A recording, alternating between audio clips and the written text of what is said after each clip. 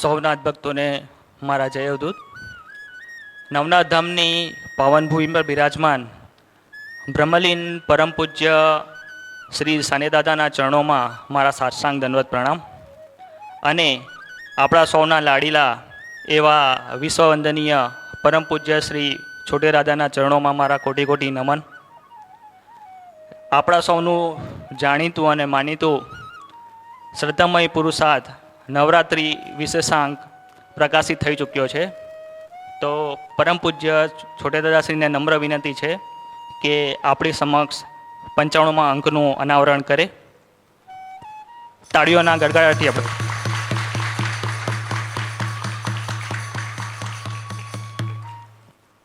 Paper પ્રકાશિત થઈ ચૂક્યું છે અને પ્રિન્ટ સ્વરૂપે પણ આપ સૌને મળશે. તો એ સૌ વાત ખાસ ધ્યાનમાં રાખે. ખૂબ ખૂબ ધન્યવાદ.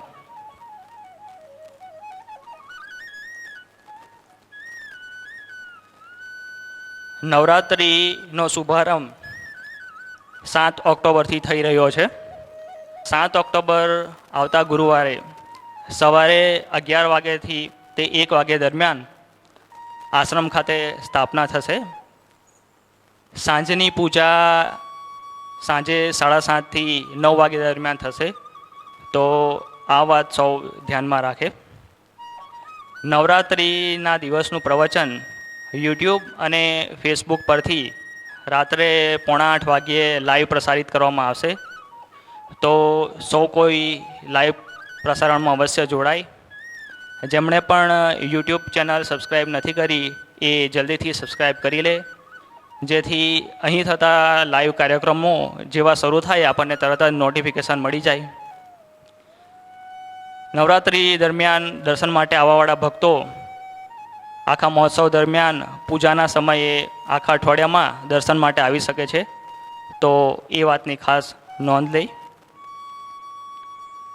શરદ પૂર્ણિમા મહોત્સવ કઈ રીતે મનાવવામાં આવશે એની વિગતવાર માહિતી આવતા ગુરુવારે સૌને આપવામાં આવશે. શરદ પૂર્ણિમા નિમિત્તે ફંડ ફાળો આપવા માગતા ભક્તો ઓફિસમાં ફંડ ફાળો નોંધાવી શકે છે. દર વર્ષની જેમ જેની પણ ઈચ્છા હોય ફંડ ફાળો આપવાની એ ઓફિસ કાર્યાલયમાં પોતાનો ફંડ ફાળો નોંધાવે. પ્રવચન દરમિયાન ઓનલાઈન ખાતાની માહિતી પણ આપવામાં આવશે. તો આપ ઓનલાઈન ટ્રાન્સફર કરીને પણ પોતાનો ફંડ ફાળો નોંધાવી શકો છો. શરદ પૂર્ણિમા વખતે નવનાથ ધામની પ્રસિદ્ધ ઘારી નોંધવાનું ચાલુ થઈ ગયું છે અને સત્વરે ઘારી સૌ નોંધાવી દઈ. 7 ઓક્ટોબર છેલ્લો દિવસ છે. તો જલ્દીથી પોતાની ઘારી બુક કરાવી દો. નવનાથ ધામનો અવિરત ચાલતો ભંડારોમાં દાન આવ્યા જ કરે છે. આજનો ભંડારો અમિતભાઈ બાલુભાઈ પટેલ કુંભારિયા તરફથી છે. તો પૂજ્યશ્રીની કૃપા એમના પર વરસતી રહે એ જ પ્રાર્થના. આજના ભંડારામાં ધર્મેશભાઈ નટુભાઈ પટેલ એમના પિતાશ્રી નટુભાઈ પટેલના સ્મરણાર્થે મોહન થાળ રાખ્યો છે. તો એમના પણ પૂજ્યશ્રીની કૃપા વરસતી રહે એ જ પ્રાર્થના. અન્ન ક્ષેત્રે ભંડારામાં યોગદાન આવ્યું છે. વિનુબેન દેવસિંહભાઈ ચૌધરી ખુશાલપુરા 20 કિલો ચોખા, ઈલાબેન દેવસિંહભાઈ ગામિત ચીખલવાવ 20 કિલો ચોખા, મનીષભાઈ દેવજીભાઈ પટેલ મસાડ 12 કિલો દૂધી, સુમનભાઈ વાજ્યાભાઈ ગામિત સિંગી 40 કિલો ચોખા, નાનજીભાઈ છગનભાઈ ગામિત સિંગી 40 કિલો ચોખા, લક્ષ્મીબેન મોહનભાઈ રાણા બિલ્લીમોરા 20 કિલો ચોખા, વિજયભાઈ ધનાભાઈ પટેલ દેસાઈ તળાવડી 25 કિલો ચોખા 5 કિલો તુવેર દાળ, ઉષાબેન ભાણાભાઈ પટેલ વણસાગર 10 કિલો ચોખા, આરતીબેન સુરતી ઉમરગામ 15 કિલો ચોખા 5 લીટર તેલ 5 કિલો બટાકા 5 કિલો ખાંડ 5 કિલો તુવેર દાળ 10 કિલો ઘઉં. ખૂબ ખૂબ ધન્યવાદ. પૂજ્યશ્રીની કૃપા આપ પર વરસતી રહે એ જ પ્રાર્થના. શ્રાદ્ધના પવિત્ર દિવસો ચાલી રહ્યા છે. શ્રાદ્ધમાં અન્ન ક્ષેત્રે વસ્ત્ર ક્ષેત્રે વસ્તુ દાનનું ખૂબ જ મહત્ત્વ હોય છે. આશ્રમમાં સંચાલિત ટ્રસ્ટ દ્વારા આ વિવિધ સેવાકીય પ્રવૃત્તિઓ અવિરત ચાલતી રહે છે. તો શ્રાદ્ધ પક્ષમાં આ અનેરા મહત્ત્વનો લાભ લઈ સૌ કોઈ દાન નોંધાવે અને ઓફિસ કાર્યાલયમાં આ દાનની નોંધણી થઈ રહી છે. એ બાબત ખાસ ધ્યાનમાં લઈ હવે આજના પાવન દિને પરમ પૂજ્ય છોટેદારશ્રીને નમ્ર વિનંતી છે કે એમની વિચાર ગંગા પ્રવાહિત કરે. જય અવધૂત.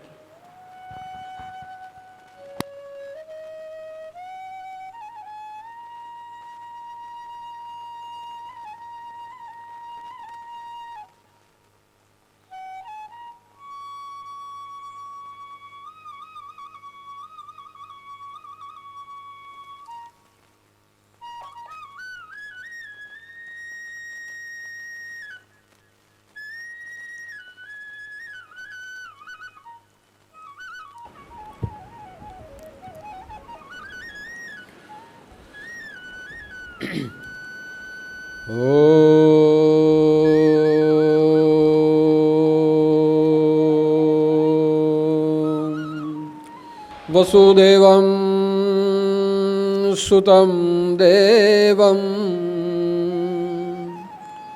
कंसचाणूरमर्दनं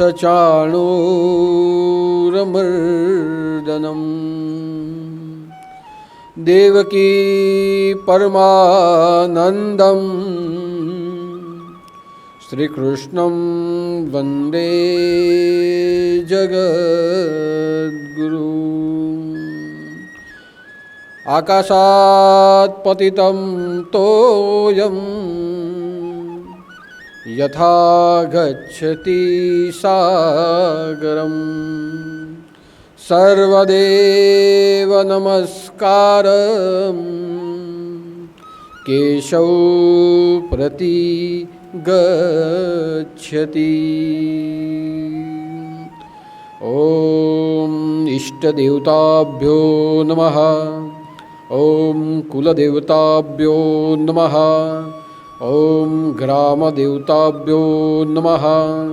ओम स्थानदेवताभ्यो नमः. ओम वास्तुदेवताभ्यो नमः. ओम माता पितृचरणकमलेभ्यो नमः.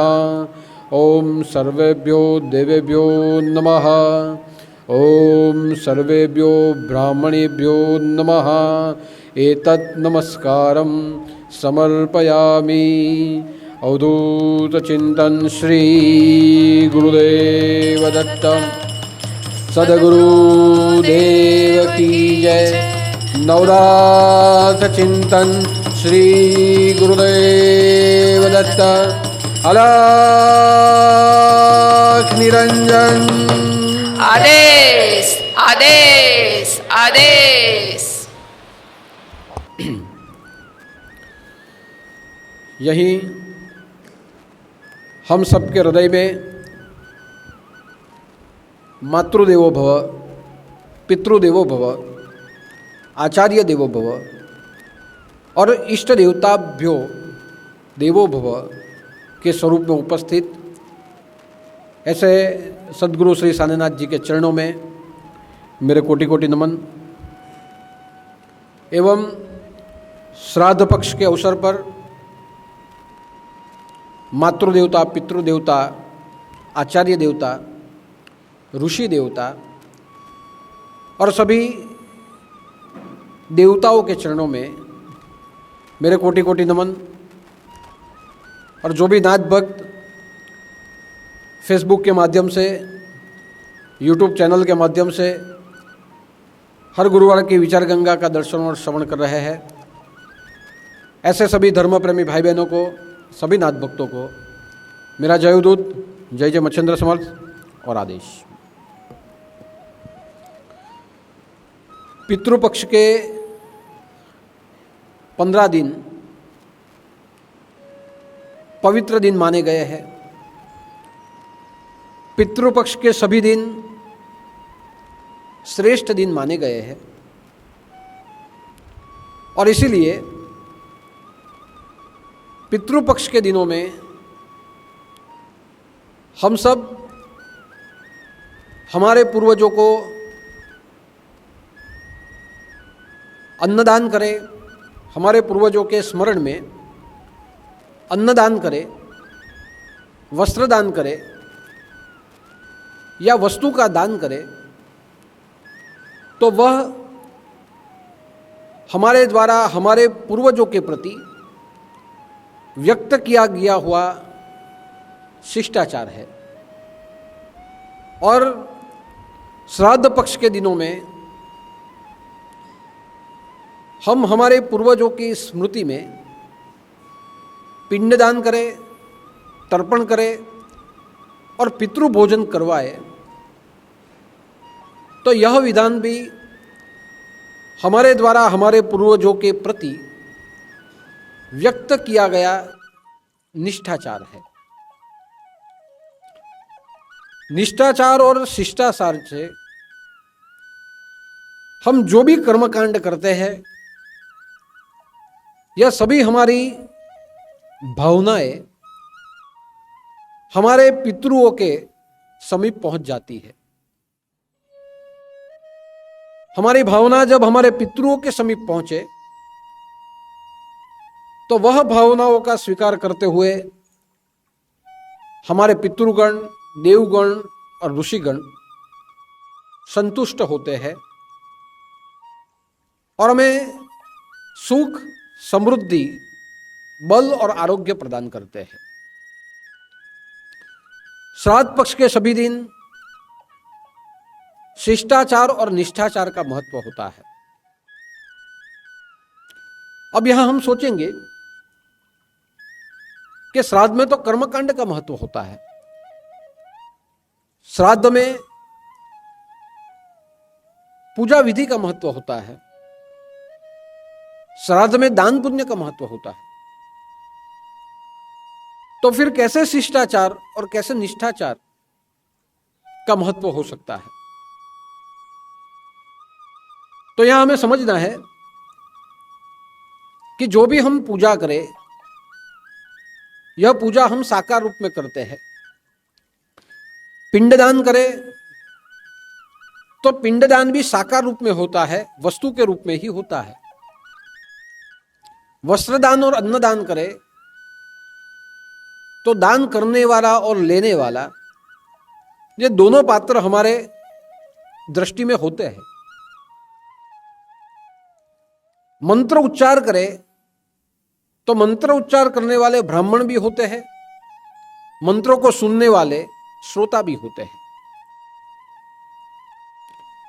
अर्थात हम जो भी कुछ क्रिया करते हैं, ये सभी क्रियाएं दैहिक होती है, दृश्यमान होती है, साकार रूप में होती है।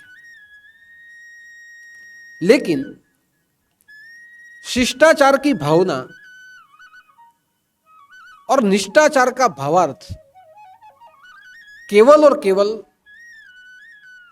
हमारे मानस में होता है, हमारे हृदय में होता है। इसलिए कोई भी क्रिया आप दैहिक रूप से करें, लेकिन आपका मानस शिष्टाचार और निष्ठाचार के भावार्थ में के रूप में उसके साथ जुड़ना चाहिए। क्योंकि हमारी जो ये भारतीय सनातन परंपरा है, हमारी भारतीय सनातन परंपरा ऐसी है कि उसमें शिष्टाचार सबसे श्रेष्ठ आचार माना गया है।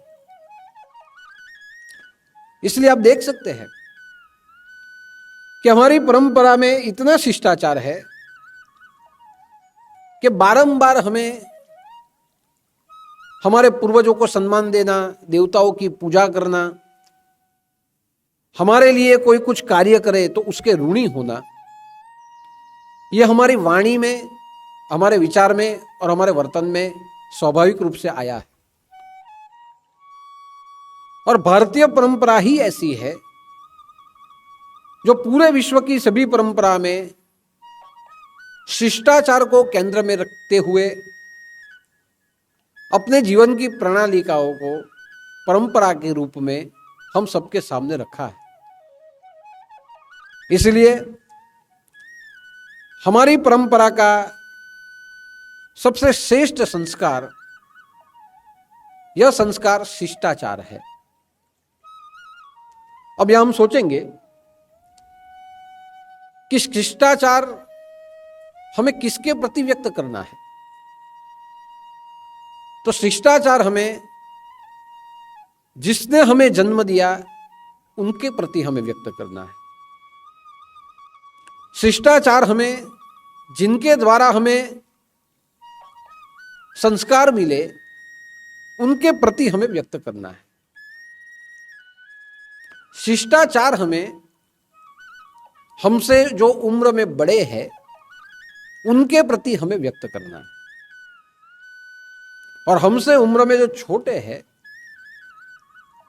उनके प्रति हमें स्नेहादर व्यक्त करना है। शिष्टाचार हमें हमारे देवताओं के प्रति व्यक्त करना है, हमारे मंत्रों के प्रति व्यक्त करना है, हमारी प्रकृति के प्रति व्यक्त करना है। जितने भी हमारे ग्रंथ लिखे गए वो सभी ग्रंथ आप पढ़िए, तो जब ग्रंथ आप पढ़ते हो तो ग्रंथ के शुरुआत में प्रस्तावनाएं लिखी होती है। यह प्रस्तावना भी एक शिष्टाचार है कि मैं जो ग्रंथ लिख रहा हूं, यह ग्रंथ किसके माध्यम से मैं लिख रहा हूं, यह ग्रंथ लिखने में मुझे किसने सहयोग किया है, जिसका मैं आभार व्यक्त करता हूं। ऐसी एक प्रस्तावना लिखी हुई होती है। यह प्रस्तावना एक शिष्टाचार है। ग्रंथ आप जब पढ़े तो उसमें मंगलाचरण आया हुआ होता है। मंगलाचरण में 10-12 श्लोक होते हैं। अगर वो श्लोक पढ़ेंगे तो उसमें गणपति का स्तवन होता है। तो गणपति के प्रति शिष्टाचार कि जो ग्रंथ के देवता है, बुद्धि के देवता है भगवान गणपति, तो उसका श्लोक होता है, उसके लिए एक शिष्टाचार होता है कि उसको नमन करते हुए, उसका स्मरण करते हुए हम ग्रंथ को पढ़ने की शुरुआत करते हैं। उसी ग्रंथ में इष्ट देवता के प्रति शिष्टाचार का मंत्र होता है। वही ग्रंथ में माता की पिता के प्रति शिष्टाचार का श्लोक होता है। जिस देवी देवता को हम मानते हैं वह मंगलाचरण में श्लोक दिए गए होते हैं, और उसके बाद हम ग्रंथ पढ़ने की शुरुआत करें तो जितने अध्याय होते हैं उसके ऊपर भी एक एक श्लोक होता है। श्री गणेशाय नमः, श्री सद्गुरुभ्यो नमः, ऐसा कुछ लिखा हुआ होता है।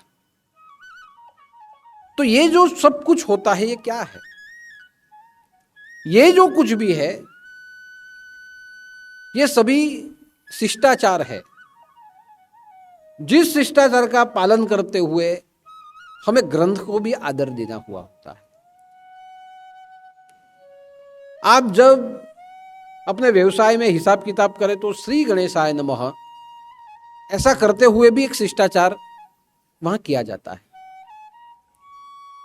कोई आपके सामने आए और आपको पानी की जरूरत हो और आप किसी के घर में जाए और कोई पानी पिलाए तो हम उसका आभार व्यक्त करते हैं, हम थैंक्स बोलते हुए उसका आभार व्यक्त करते हैं। यह शिष्टाचार है। कोई हमारे सामने आ जाए तो हम राम राम बोलते हैं, 2 हाथ जोड़ते हैं, यह शिष्टाचार है। जब किसी से भी हम मिले तो 2 हाथ जोड़ते हुए हम नमस्ते करते हैं, यह शिष्टाचार है। हमारे कितने मंत्र है, या देवी सर्वभूतेषु मातृरूपेण संस्थिता, नमस्तस्ये नमस्तस्ये नमस्तस्ये नमो नमः, नमस्तस्ये नमस्तस्ये नमस्तस्ये नमो नमः। ये क्या है? ये शिष्टाचार है कि मातृ रूप में आपकी वंदना करता हूं, नमन करता हूं, नमस्तस्ये, ये शिष्टाचार है। कोई भी आप श्लोक बोले हरिओम नमस्ते, ये वेदों के श्लोक में हरिओम शब्द पहले आता है। कई श्लोक में हरिओम नमस्ते शब्द का उपयोग होता है। तो ये क्या है? जिसकी स्तुति करते हैं उसके प्रति ये शिष्टाचार है। जब हम पूजा विधि करते हैं तो उसमें न्यास का विधि होता है, अंगन्यास, करन्यास और ऋषि न्यास। अंगन्यास जब करते हैं सबसे पहले ऋषि न्यास किया जाता है। ऋषि न्यास जब हम करें तो जिसने यह मंत्र बनाया है वह ऋषि को हम सत्कार करते हैं, उसका शिष्टाचार करते हैं। अंग न्यास, तो अंग में सभी जगह भगवान बसे हुए हैं। ये पूरा शरीर परमात्मा का शरीर है, अंग अंग में परमात्मा बसा हुआ है, ऐसा समझते हुए हम हमारे शरीर को शिष्टाचार देते हैं। यानी हम जैसे भगवान को नमस्कार करते हैं वैसे हमें हमारे अंग को स्पर्श करना होता है, और स्पर्श करते हुए हमारे अंग अंग में भगवान बसे हैं, ऐसी भावना रखते हुए ये शरीर को हमें शिष्टाचार देना होता है, तब जाके शरीर पवित्र होता है। करन्यास जहां होता है तब हमारे जितने भी उंगलियां हैं, ये हमारा कर है, उन सभी उंगलियों में हमारे करतल में शक्ति का निवास है, ये सोचते हुए हमें हमारे कर को भी, हमारे हाथों को भी हमें शिष्टाचार देना होता है। अंग को शिष्टाचार देंगे, हाथों को शिष्टाचार देंगे, तभी हम शुद्ध रूप से पूजा कर पाएंगे। तो आप सोचिए, हमारी पूरी संस्कृति ही आभार व्यक्त करने की संस्कृति है। हमारा जो राष्ट्रगान बना हुआ है, राष्ट्रगीत बना है कि वंदे मातरम। तो ये वंदे मातरम क्या है? वंदे का अर्थ होगा हे मां जन्मभूमि, मैं तुम्हें शिष्टाचार प्रदान करता हूं, तेरा सत्कार करता हूं, तुझे नमन करता हूं। तो ये क्या हुआ? मातृभूमि के लिए शिष्टाचार। तो शिष्टाचार का अर्थ होता है आत्मा से, मन से, शरीर से जिनके द्वारा हमारा अस्तित्व है, उन सभी को नमस्कार प्रदान करना, उनका आभार व्यक्त करना, उनको आदर देना, यह भाव शिष्टाचार है। इसलिए श्राद्ध पक्ष में आप जो भी करो वो शिष्टाचार ही कहलाएगा। और शिष्टाचार का एक सात्विक अर्थ है सम्मानित करना। जिनके द्वारा हमें जन्म मिला है, जिनके द्वारा हमें ज्ञान मिला है, जिनके द्वारा हमें ये संस्कृति प्राप्त हुई है, और जिनके द्वारा हमें संस्कार मिले हैं, उनका सम्मान करना, यह भाव को कहा गया है शिष्टाचार। इसलिए श्राद्ध पक्ष के ये 15 दिन आप जो भी क्रियाएं करो, वो सभी क्रियाएं शिष्टाचार है, उनको सम्मान देने की एक विधि है। और यही विधि जब हम शिष्टाचार के रूप में करते हैं तो स्वाभाविक है कि हमारे पूर्वज संतुष्ट होते हैं। आपके सामने कोई अनजान व्यक्ति भी आ जाए और उसे भी आप सत्कार दो तो वो भी प्रसन्न होता है। आप कहीं भी जाए और किसी 2 हाथ जोड़े तो वो भी संतुष्ट होता है। तो हमारे पूर्वज जो आज भी हम सबके प्रति प्रीति रखे हुए पितृलोक में रहते हैं, तो स्वाभाविक है कि अगर उनके प्रति हम शिष्टाचार बताएं, दिखाएंगे, तो उनकी प्रीति हमसे जुड़ेगी, वो प्रसन्न होंगे और वो हमें आशीर्वाद प्रदान करेंगे। इसीलिए श्राद्ध पक्ष ये शिष्टाचार का महिमा है, शिष्टाचार के संस्कार का महिमा है। तो शिष्टाचार क्या है? तो शिष्टाचार क्या है उसके विषय में हमारे शास्त्रों ने हमें आज्ञा दी है कि यह 7 आज्ञा 8 आज्ञा ऐसी है जिसका अगर आप पालन करो तो यह पालन शिष्टाचार कहलाएगा। हमारे पूर्वज जीवित है तब भी हमें शिष्टाचार करना है, और हमारे पूर्वज पितृ बन जाते हैं तब भी हमें यही शिष्टाचार उनके प्रति व्यक्त करना होगा। क्योंकि शिष्टाचार ये जो शब्द है, यह शब्द तभी बनता है जब शास्त्रों ने दी गई आज्ञाओं का अगर हम पालन करें तो वो शिष्टाचार बनता है। और इसलिए कहा गया है कि शिष्टाचार तथा सर्व सदस्य परिवार का, परिवार के सभी सदस्यों को एक दूसरे के प्रति शिष्टाचार व्यक्त करना चाहिए। लेकिन शिष्टाचार क्या है? तो उसमें कहा गया है, व्यवहारंतु ससम्मानम, सबको व्यवहार में सम्मान दीजिए, जो भी है, बड़ा या छोटा, जो जीवित है उन्हें भी और जो चले गए हैं उनको भी श्राद्ध पक्ष में सम्मान दीजिए, उनको आदर दीजिए। उसे कहा गया है शिष्टाचार। मधुरम प्रवदंतु च, कि मीठी वाणी बोलिए। आपके घर में जितने आपके साथ रहते हैं उनके साथ मधुर वाणी से बोलिए। और श्राद्ध पक्ष में भी अपने पितरों को मधुर वाणी से बुलाइए, प्रेम से उन्हें बुलाइए। आपके दरवाजे पे भी कोई आ जाए उसके साथ प्रेम से बोलिए।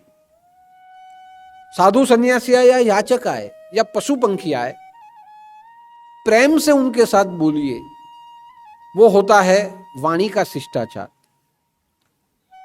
वार्तालाप कटुनेव, कभी भी बहस न करे, कटु बहस न करे। गलत बोलते हुए किसी को दुख पहुंचे ऐसी वाणी बोलते हुए किसी के साथ भी बकवाद न करे। कई बार हम बकवाद कर देते हैं, आमने सामने हमारी आर्गुमेंट हो जाती है, तो आर्गुमेंट हो फिर भी प्रेम से करें। लेकिन वही आर्गुमेंट कटु वार्तालाप में परिवर्तित हो जाएगी तो संवाद की जगह विवाद हो जाएगा। इसलिए जो भी वार्तालाप घर में हो वो प्रेम से करे। न अपमान युतम, किसी का अपमान न करे, यह भी एक शिष्टाचार है। आपके सामने जो भी आए उसका सम्मान कर, और सम्मान न कर सके तो किसी का अपमान न करे। ये श्राद्ध पक्ष में भी पितरों को जब हम भोजन के लिए बुलाते हैं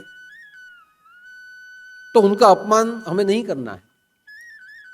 हमने गरीबों को भोजन के लिए बिठाया है, ब्राह्मण को भोजन के लिए बिठाया है, बालकों को भोजन के लिए बिठाया है, स्त्रियों को भोजन के लिए बिठाया है।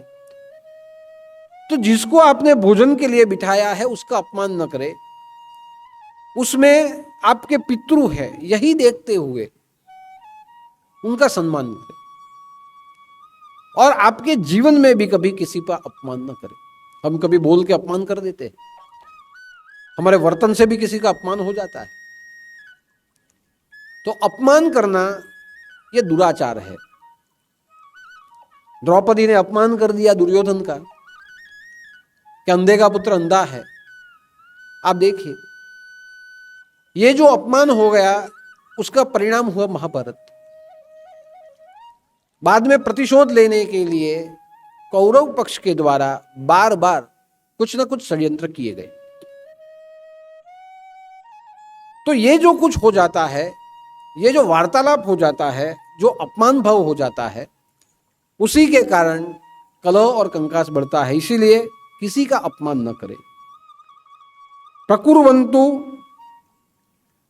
प्रमस्यः, कि सबके साथ प्रेम से व्यवहार करें, सबके साथ प्रेम से वर्तन करें, सबके साथ संभाव से वर्तन करें।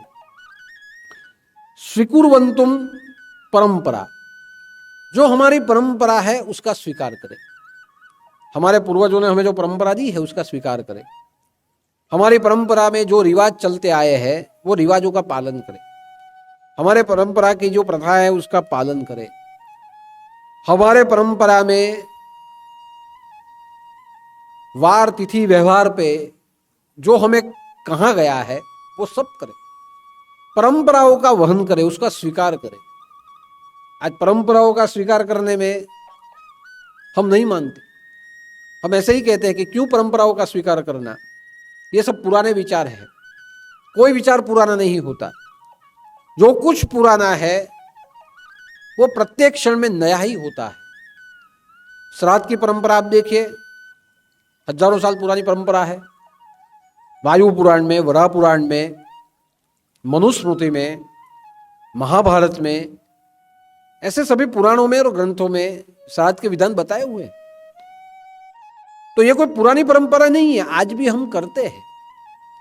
और आज जब हम श्रद्धा भाव से जब करते हैं तो उसका परिणाम मिलता है कि हमारे परिवार में शांति और समृद्धि आती है। तो कोई भी विचार पुराना नहीं होता, विचार हमेशा पुरातन होते हैं, हमारे पहले से आए हुए होते हैं। और जो पुरातन होते हैं वो सनातन होते हैं। लेकिन आज के जीवन में जब उसका आप व्यवहार में उपयोग करें तो वो नया ही होता है।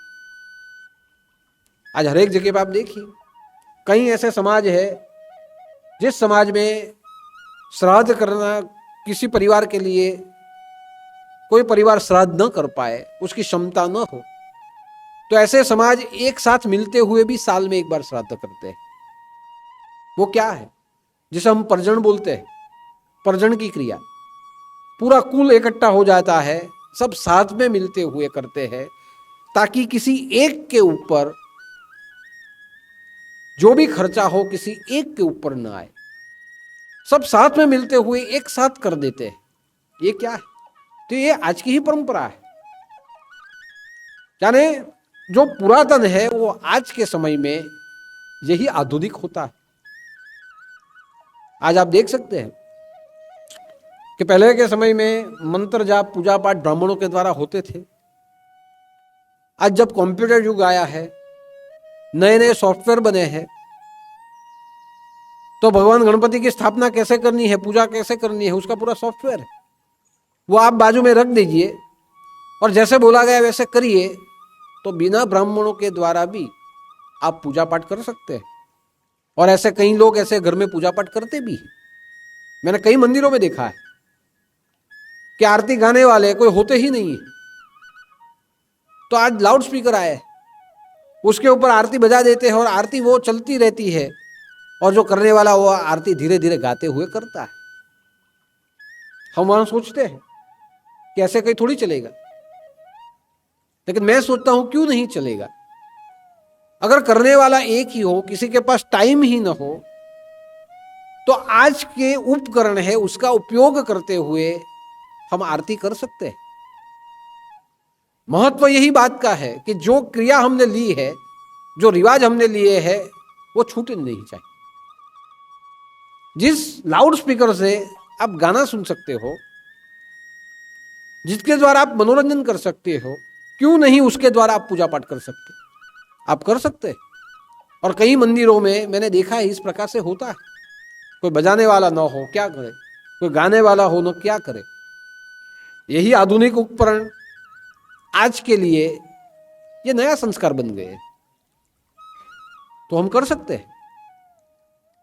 इसी हिसाब से आप देखें तो स्वीकार करें, जितनी भी हमारी परंपरा है उसका सहर्ष स्वीकार करें। और शब्द उपयोगस्थ भूत्वा, किसी के प्रति भी अपशब्द न बोले, किसी के प्रति भी गलत वचन न बोले। कोई कैसा भी हो, जैसे मैंने कहा ना, अंधे का पुत्र अंधा, ये क्या हो गया कि धृतराष्ट्र अंधा था, तो जरूरी नहीं है कि तुम्हारे पिता अंधे ही, ये कहना। कुछ और भी वाक्य हो सकते थे, लेकिन अपशब्द हुए। जो खामी धृतराष्ट्र के शरीर में थी, वही खामी का उल्लेख करते हुए उसके पुत्र को बोला गया। तो ये क्या हुआ? अपशब्द।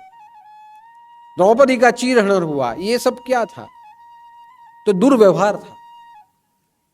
बड़ी सभा में किसी स्त्री के बाल पकड़ के उसको ले आना, ये सब क्या था?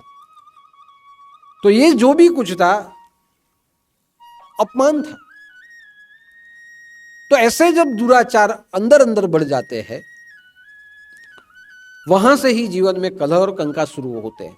इसलिए कहा गया है कि ये जो शिष्टाचार का पालन करना है, जीवित व्यक्ति लोगों के लिए भी करना है, मरे उनके लिए तो करना ही है श्राद्ध के रूप में। लेकिन जो जिंदा है उनके सामने भी ये शिष्टाचार प्रत्येक दिन होने चाहिए। क्रोधवस्थता, क्या क्रोध न करे, क्रोध करना ये भी दुराचार है। जब हम क्रोध करते हैं तो हमारी तुलना प्राणियों से की जाती है,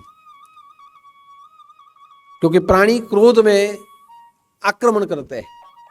वैसे ही हमारे अंदर जब क्रोध आ जाए तो समझ लीजिए कि क्रोध ये भी दुराचार है, कलह का कारण है। और क्रोध ऐसा अग्नि है जो सामने वाले को जलाता है, खुद को भी जला देता है, मति भ्रष्ट हो जाती है। इसलिए क्रोध न करे। केशा केशी न कर्तव्यम, कि कभी भी हमें मारपीट नहीं करनी चाहिए। अपने परिवारजनों से मारपीट न करे, किसी से भी मारपीट न करे। केशा केशी न कर्तव्यम बाहुबाहवी वायुनः, कि बाथम बाथी न करे, बल का प्रयोग न करे, केशा केशी न करे। कोई भी समस्या मारपीट से हल नहीं होती, ये न करे, ये दुराचार है। ये जो दुराचार अगर हम करेंगे तो परिवार में भी कलह होंगे, और ऐसे ही दुराचार हमारे पूर्वजों के प्रति भी रखेंगे तो हमें कभी भी जीवन में सुख नहीं प्राप्त होगा। इसलिए कहा गया है कि शिष्टाचार सर्व सदस्य परिवार का, परिवार के सभी सदस्यों को एक दूसरे के प्रति शिष्टाचार व्यक्त करना चाहिए। और जब वो सदस्य न रहे तो श्राद्ध के पक्ष में उन्हें शिष्टाचार प्रदान करना चाहिए। तर्पण करते हुए उन्हें याद करना चाहिए, उनके स्मरण में दान धर्म करने चाहिए, और उनको भोजन पहुंचाते हुए यह शिष्टाचार हमें प्रदान करना चाहिए। अगर शिष्टाचार होते रहेगा तो उनके आशीर्वाद हमें प्राप्त होते रहेंगे। यह शिष्टाचार ही हमारा संस्कार है और हमारी परंपरा है। और इसीलिए ऐसे ही कहा गया है कि माँ बाप में जो संस्कार होते हैं वही पुत्र में होते हैं। हम अगर किसी के सामने गाली बोले या कुछ दुर्व्यवहार, ये जो मैंने बताया है, उसमें से हम कर दे तो स्वाभाविक है कोई सामने से तुरंत ही कहेगा, क्यों तुम ये जो बोलते हो, ये जो तुम करते हो, तुम्हारे माँ बाप ने सिखाया नहीं है क्या? देखिए आप, हम जो भी करते हैं उनका आरोपण स्वाभाविक अपने माँ बाप के ऊपर हो जाता है। तुम्हारे माँ बाप ने संस्कार नहीं दिए हैं क्या? तुम्हारे माँ बाप ने ऐसे ही सिखाया है क्या? स्वाभाविक आ जाएगा। तो उसका अर्थ क्या हुआ? उसका अर्थ यही हो गया कि आप जैसे हो शायद वैसे ही आपके माँ बाप होंगे, आपके माँ बाप जैसे है वैसे ही आपके पूर्वज होंगे, आपके पूर्वज जैसे है वैसे ही आपका समाज होगा, आपका समाज जैसे है वैसे ही आपकी संस्कृति होगी, और जैसी आपकी संस्कृति है वैसे ही वही संस्कृति को जन्म देने वाले आपके देवता होंगे। तो हमारा एक वर्तन हमारे देवताओं को, हमारी संस्कृति को, हमारे समाज को, हमारे पूर्वजों को, हमारे माँ बाप को बदनाम कर देगा। और इसलिए कहा गया है कि अगर कोई संस्कार से वर्तन करे तो उसके लिए कहा जाता है कि नहीं, कोई अच्छे कुल का होगा, अच्छे माँ बाप के संस्कार होंगे। तो उसका अर्थ ये क्या हो गया? तो उसका अर्थ यही हो गया कि अनुवत प्रीति पितृह पुत्रो मातरम भवन्तु समाना, कि कैसा पुत्र है, जैसे माँ बाप है वैसा ही पुत्र होगा। अनुव्रत प्रीति पितृह, कि जैसे माँ बाप है वैसा ही पुत्र संस्कारी होगा, या जैसे संस्कारी माँ बाप है, प्रत्येक माँ बाप को संस्कारी ही पुत्र चाहिए। तो संस्कारी पुत्र कैसा हो? जो माँ बाप जीवे, जब जिंदा हो तब भी उनको पूछे, और माँ बाप नहीं रहे उसके पश्चात भी उनको पूछे। ऐसा पुत्र होता है अनुव्रत प्रीति पितृ पुत्रो मातरम भवन्तु समाना, कि कैसा पुत्र होना चाहिए? माँ बाप के जैसा संस्कारी पुत्र होना चाहिए। और अनुव्रत प्रीति का अर्थ होता है माँ बाप की परंपरा वहन करे वैसा पुत्र होना चाहिए। आज हमें 5 पुत्र हो तो क्या फायदा, लेकिन एक ही पुत्र ऐसा हो जो संस्कारी हो तो 5 की जरूरत नहीं पड़ती। आपने देखिए गंधारी के 100 पुत्र थे, लेकिन 100 पुत्र के सामने कुंती के 5 पुत्र थे। ये जो 100 पुत्र थे, गांधारी और धृतराष्ट्र अपने पुत्र को कभी संस्कार नहीं दे पाए, तो ये 100 पुत्र ने दुराचार फैला दिया। लेकिन कुंती के पास 5 पुत्र थे और पांचों के पांचों जो भी थे अनुव्रत प्रीति, मां बाप की परंपरा को चलाने वाले पुत्र थे, संस्कार देने वाले पुत्र थे, सम्मान देने वाले पुत्र थे, आदर करने वाले पुत्र थे, कर्तव्य करने वाले पुत्र थे, परंपराओं का स्वीकार करने वाले थे। तो उसी के कारण ये 5 हमारे समाज के आदर्श बन गए और भगवान ने भी उन्हें धर्म पालन करने वाले हैं ऐसे धर्मात्मा का दर्जा भगवान ने पांडवों को दिया। तो 100 पुत्रों से क्या फायदा हुआ, लेकिन कुंती माता के 5 पुत्र अनुव्रत प्रीति पुत्र थे, जिन्होंने अपनी पूर्वजों की परंपरा चलाई है। अब यहां पूछेंगे कि कैसे चलाई, तो पूरा महाभारत पढ़ना, बाद में आपको पता चलेगा कि पूरा महाभारत हो गया, सब मर गए। उसके बाद युधिष्ठिर और पांडवों ने सबने मिलके अपने पूर्वजों के लिए श्राद्ध किया, कौरवों के लिए श्राद्ध किया, कौरवों के लिए भी श्राद्ध किया, युद्ध में मरे हुए सिपाहियों के लिए भी श्राद्ध किया, जो पूर्वज मरे उनके लिए भी श्राद्ध किया, और सबने श्राद्ध करते हुए उनसे क्षमा मांगी कि ये जो धर्म युद्ध हो गया, हमारे द्वारा आपके मृत्यु हुए हैं, हमने जो भी युद्ध किया है नियम से किया है, लेकिन हम आपके हत्यारे हैं, हमारे द्वारा आपके मृत्यु हुए हैं, हमने आपको मारा है, आपको मारने से आपके पुत्र अनाथ हुए हैं, आपकी पत्नी विधवा हुई है, हम दोषी है, हम तर्पण करते हैं, पिंडदान करते हैं, प्रायश्चित करते हैं और आप सबकी सद्गति हो ऐसी प्रार्थना करते हैं, हमें क्षमा कर देना। और आपके पीछे जो रह गए हैं उनका भरण पोषण हम करेंगे। यह भावना से पांडवों ने भी श्राद्ध किया था, कर्ण के लिए भी श्राद्ध पांडवों ने किया था। महाभारत में अंत में श्राद्ध होता है, तो आप सोचिए, उसे कहा गया है अनुव्रत प्रीति पुत्र के पूर्वजों की परंपरा को जो आगे ले जाए। वही परंपरा में आप देखिए कि सगर राजा के कितने पुत्र थे, 60,000 पुत्र थे, और दूसरे रानी को जो पुत्र था एक ही पुत्र था, अंशुमन। तो जो 60,000 पुत्र ने ऋषि का अपमान किया और श्राप उन्हें मिला, सब जल के भस्म हो गए। तो सगर राजा के पुत्र अंशुमन, उसके पुत्र दिलीप और उसके बाद में जो भगीरथ आया, वो भगीरथ ने पिंडदान किया, गंगा को लाते हुए पिंडदान किया और अपने पूर्वजों की मुक्ति की। भगीरथ के ऊपर जो भी पूर्वज थे उनके हजार साल तप में चले गए कि हमारे 60,000 पूर्वज मरे हैं, उनकी मुक्ति हमें करनी। 4 पीढ़ी उसके पीछे चली गई। बाद में भगीरथ ने गंगा लाई और गंगा के पानी में पिंडदान किया और 60,000 पुत्रों को मुक्ति दी। तो ये क्या हुआ? ये परंपरा हुई, पूर्वजों की परंपरा, पिंडदान की परंपरा का वहन किया गया। भगवान श्री राम रघुकुल रीत सदा चली जाई, प्राण जाए पर वचन न जाए। ये क्या था? तो ये भी था कि दशरथ राजा का वचन था, दशरथ राजा की आज्ञा थी कि राम वनवास जाए। तो दशरथ राजा के सम्मान में, कैकेयी माता के सम्मान में भगवान राम ने रघुकुल रीत सदा चली आई, अपने पिता के मान के लिए वनवास स्वीकार कर लिया। तो उसका अर्थ हुआ अनुव्रत प्रीति, कि अपने पिता के उत्तरदायित्व को वहन करना, परंपराओं का स्वीकार करना, प्रथाओं को संभालना। ऐसा पुत्र एक हो तो 5 पुत्रों की जरूरत नहीं। भगवान राम ने रघुकुल रीत बताई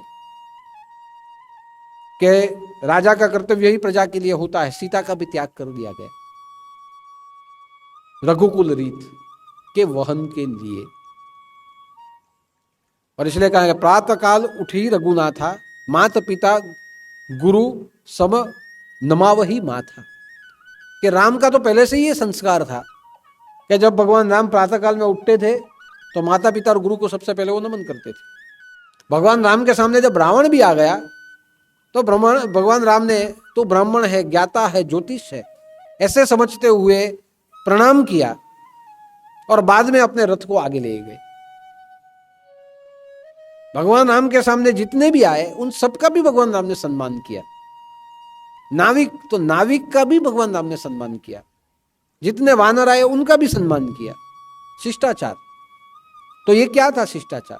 रघुकुल रीत कि हमारी परंपरा सबका शिष्टाचार करने में है, एक बार जो वचन दिया वो पूरा करने में है, तो स्वाभाविक है कि मैं उसको ही वहन करूंगा। ये भगवान राम ने करके दिखाया। तो हमें कैसा पुत्र चाहिए? हमें ऐसा पुत्र चाहिए जो हमारी परंपराओं का वहन करे।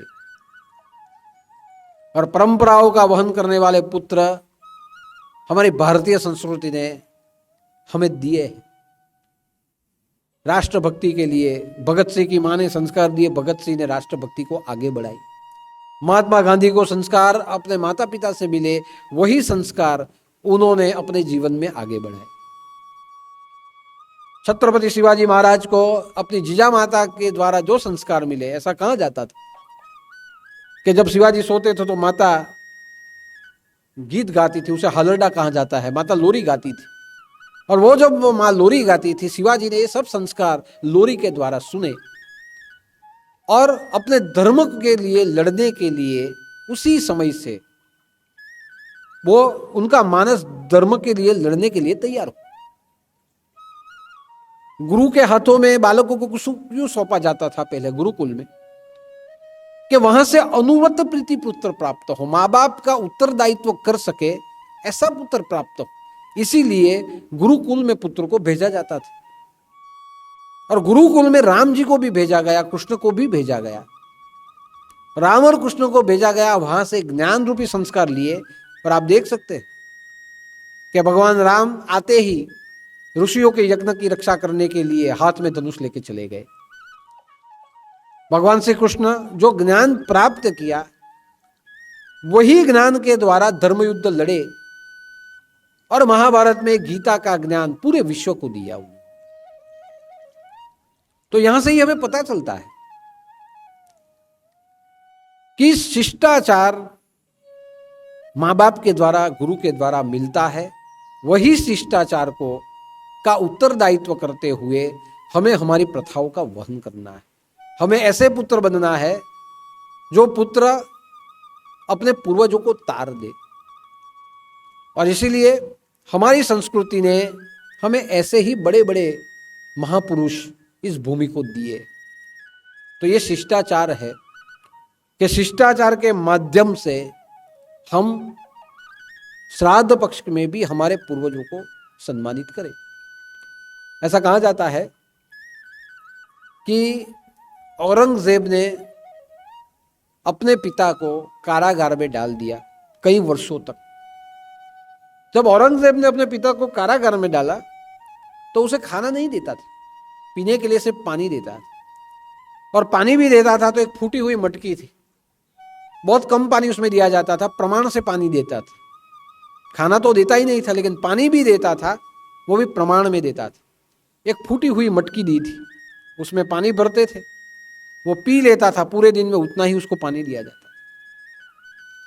तब शाहजहां ने औरंगजेब को कहा था कि तू ऐसा कैसा मुसलमान है कि जो अपने जिंदा पिता को भी नहीं पूछता? तुझसे तो अच्छे हिंदू है कि जब माँ बाप जीते हैं तब तो उसकी सेवा करते हैं, लेकिन मरने के बाद भी श्राद्ध के रूप में उनकी सेवा करते हैं। तो कैसा मुसलमान है कि जीते जी तेरे बाप को भी नहीं पूछता? उससे अच्छा तो हिंदू है कि जीते जी तो करते हैं, मरने के बाद भी उनके माँ बाप को खीर पूरी खिलाते हैं। ऐसा औरंगजेब के पिता ने औरंगजेब को कहा था। आप सोचिए कि हमारी संस्कृति कैसी है। जो संस्कृति सबका विचार करती है और सबका विचार करते हुए सबको संस्कार देती है, सबको शिष्टाचार देती है। गाय के लिए भी शिष्टाचार, गाय माता है, हम नहीं बोलते, गाय के लिए भी शिष्टाचार, वेद आप पढ़िए उसमें है। सभी प्राणियों को नमन करो, भगवान ने अपने साथ प्राणियों को ही रखा है। ये सभी प्राणी हमारा पर्यावरण है, उसी से तो हम जीते हैं, तो उनको शिष्टाचार देना चाहिए। किसी को भी, किसी का भी अपमान नहीं करना चाहिए, ये हमारी संस्कृति ने सिखाया है। इसलिए आज की जब मैं बात कर रहा हूं, ये शिष्टाचार के ऊपर बात करता हूं कि शिष्टाचार, श्राद्ध एक शिष्टाचार है, और वही श्राद्ध में जब निष्ठा जुड़े तो वो निष्ठाचार हो जाए, श्रद्धा जुड़ जाए तो वो निष्ठाचार। आप जो भी करो, करने के लिए नहीं करो, लेकिन जो भी करो उसमें श्रद्धा रखो कि हम जो हमारे पितरों को याद करते हैं, पितृ आते हैं, ऐसी श्रद्धा रखें। जिसको हमने भोजन करने के लिए बिठाया है उसमें पितृ निवास करके भोजन करते हैं, श्रद्धा रखें। देवताओं के लिए हमने तर्पण किया है, देवताओं के लिए, तो देवताओं को अन्न पहुंचा है, ये भावना रखें। पिंडदान किया है तो उन पितरों को पिंड पहुंचे हैं, ये भावना रखें। श्रद्धा से आप करें, सोचे नहीं कि हमने जो किया है वो पहुंचा होगा या नहीं पहुंचा होगा, हमने जो किया है वो पहुंचा है, यह भाव से करे, वो निष्ठा होती है। हमारे संस्कृति में निष्ठाचार का भी उतना ही महत्व है। इसलिए आप देखिए, अपनी माँ होती है, अपनी माँ को माता कहा जाता है। माता का अर्थ जननी, जगत जननी, जो हमें जन्म देने वाली है, यही जगदम्बा है। इसलिए हम अपनी माँ को माँ नहीं कहते, माता कहते हैं, जो जन्म दे। पिता को भी हम पितृदेवो भव कहते हैं, उनके द्वारा हम आए हैं, माँ बाप के द्वारा हम आए। अगर वो होते ही नहीं तो हम कहां से आते। इसलिए माँ बाप को मातृदेवो भव, पितृदेवो भव, देवता कहाँ गया है। नवरात्रि जब आए तो हम माँ की वंदना करते हैं, और उसमें कहाँ गया, सबसे पहले किसे भजे, आपकी माँ को, जिसके द्वारा आप आए हो। तो वहां भी आप देखिए कि वहां निष्ठाचार, अपनी माँ में जगदम्बा को देखिए, अपने पिता में परमात्मा शिव को देखिए। प्रत्येक जगह में, प्रत्येक संबंध में हमारे संस्कृति ने हमें ईश्वर दिखाया है। और इसलिए जहां जहां आप कुछ भी करें उसमें श्रद्धा रखते हुए करें, एक सम्मान भाव और श्रद्धा भाव से करें। भगवान गणपति को आप देखिए कि जब कार्तिक और गणपति में बहस हुई कौन श्रेष्ठ है, तो दोनों को एक कार्य दिया गया कि पूरे विश्व का परिभ्रमण करके जो सबसे पहले आ जाए वो श्रेष्ठ। कार्तिक जी तो निकल पड़े, मोर के ऊपर बैठ के निकल पड़े। गणपति दौड़ नहीं सकते थे। गणपति ने सोचा पूरे विश्व का परिभ्रमण करने से अच्छा है मेरे माँ बाप का मैं प्रदक्षिणा कर लूं। भगवान गणपति ने अपने माँ बाप को बिठाया, शिव और पार्वती को, और 3 प्रदक्षिणा करी। कार्तिक आ गए। कार्तिक ने आके कहा कि मैं जीता, मैं श्रेष्ठ हूं। गणपति तो गए ही नहीं। गणपति ने कहा मैंने तुमसे पहले मैंने प्रदक्षिणा पूरी कर ली, तो कौन बड़ा है, कौन श्रेष्ठ है, विवाद चला। और तब जाके महादेव ने कहा गणपति श्रेष्ठ है। क्यों?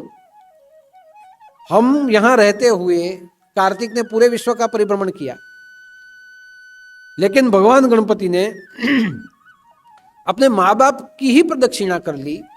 तो स्वाभाविक है, जहां से शुरू हुआ है वहां से ही वापस आना है। जहां से उत्पत्ति है, जहां से उगम है, वहां ही जीवन का अंत होता है। तो स्वाभाविक है कि जिसने माँ बाप को ही विश्व समझ लिया, उसे विश्व परिभ्रमण करने की आवश्यकता नहीं। तो गणपति ने शिष्टाचार दिखाया कि मेरे माँ बाप ही विश्व रूप है, और मैं उसकी प्रदक्षिणा करूं तो विश्व की प्रदक्षिणा हो जाती। यह गणपति की शिष्टाचारी बुद्धि। इसी के लिए आज गणपति सबसे प्रथम पूजनीय है, कि जिन्होंने मातृदेवो भव, पितृदेवो भव और आचार्य देवो भव को सबसे पहले सम्मान दिया। तो निष्ठा है गणपति की अपने माता पिता में कि मेरे माता पिता विश्व रूप है, ये निष्ठा है। और उनकी प्रदक्षिणा करना ये शिष्टाचार है कि मैं उन्हें सम्मान देता हूं मेरे अंग से, मेरे शरीर से, ये शिष्टाचार। लेकिन माँ बाप में ईश्वर है ऐसे भावना रखना ये निष्ठाचार। पिंडदान करना शिष्टाचार है, लेकिन पितरों को पिंड पहुंच गए हैं ये निष्ठाचार। भोजन करवाना ब्राह्मणों को, बालकों को, गरीबों को, स्त्रियों को, यह शिष्टाचार है। लेकिन जब भोजन करने के लिए बैठे और उनके प्रति हमारी दृष्टि ऐसी हो जाए कि इनमें हमारे पितृ समाये हुए हैं और पितृ भोजन करके तृप्त हो रहे हैं, ऐसी श्रद्धा जहां आप रखो ये निष्ठाचार बन जाता है, वहां प्राण प्रतिष्ठा हो जाती है। इसलिए आप कुछ भी करें, गुरु को प्रणाम करें, शिष्टाचार। लेकिन गुरु देवो भव, गुरु ही देव है, ये समझते हुए जब प्रणाम करे तो ये निष्ठाचार है। प्रणाम हर कोई करता है, जो नहीं मानने वाला वो भी 2 हाथ जोड़ेगा, मानने वाला है वो भी जोड़ेगा, जो नास्तिक है वो भी 2 हाथ जोड़ सकता है। 2 हाथ जोड़ने से ही तो नहीं माना जाता कि जो हाथ जोड़ने वाला है उसमें श्रद्धा होगी। लेकिन हाथ जोड़ने के समय आपके मन के जो भाव है गुरु देवो भव, ये अगर आप साथ में रखेंगे तो स्वाभाविक है गुरु को आशीर्वाद देने की जरूरत नहीं पड़ेगी, आशीर्वाद अपने आप अपने शिष्य तक पहुंच जाते हैं। ये ऐसा सॉफ्टवेयर है कि आप निष्ठा मन से रखें और शिष्टाचार अपने वर्तन के द्वारा बताए। ये ऐसा सॉफ्टवेयर है, ऑटोमेटिक गुरु के आशीर्वाद अपने शिष्य तक पहुंच जाते हैं। अब देखिए, अर्जुन शिष्टाचार करता था, लेकिन निष्ठाचार किसने दिखाया? एकलव्य ने दिखाया। गुरु नहीं है फिर भी गुरु है, यह निष्ठाचार किया तो पूरी विद्या अपने आप डाइवर्ट हो गई और एकलव्य के पास चली गई। तो शिष्टाचार के साथ मन में निष्ठा रखे, ये जब वहां जुड़ेगा, समझ लीजिए अपने आप मातृदेवो भव, पितृदेवो भव, आचार्य देवो भव सब संतुष्ट हो जाएंगे। संतुष्ट होते ही बोलने की जरूरत नहीं है, अपने आप आशीर्वाद मिलेंगे। आशीर्वाद मिलेंगे, क्या मिलेंगे? हमारे परिवार में शांति मिलेगी, हमारे परिवार को सुख प्राप्त होगा, हमारे परिवार को संपत्ति प्राप्त होगी, हमारा परिवार आरोग्यप्रद होगा, हमारे परिवार के अंदर संतति बढ़ेगी, हमारे परिवार में अनुव्रत प्रीति वंश फैलेगा और हम जैसे हमारे पूर्वज को मोक्ष मिला है वैसे अंत समय में हमें भी मोक्ष प्रदान हो जाएगा। ये सभी मिलेगा हमें, जो दिखेगा नहीं, जो मिलेगा। और इसलिए आप देखिए कि दूसरे सभी को हम छोड़ दे, कौन क्या करता है, कैसे करता है, हमारे गुरुदेव को ले ले। हमारे गुरुदेव गुरु पद के ऊपर थे, फिर भी अपने माँ बाप का श्राद्ध हर तिथि में करते थे।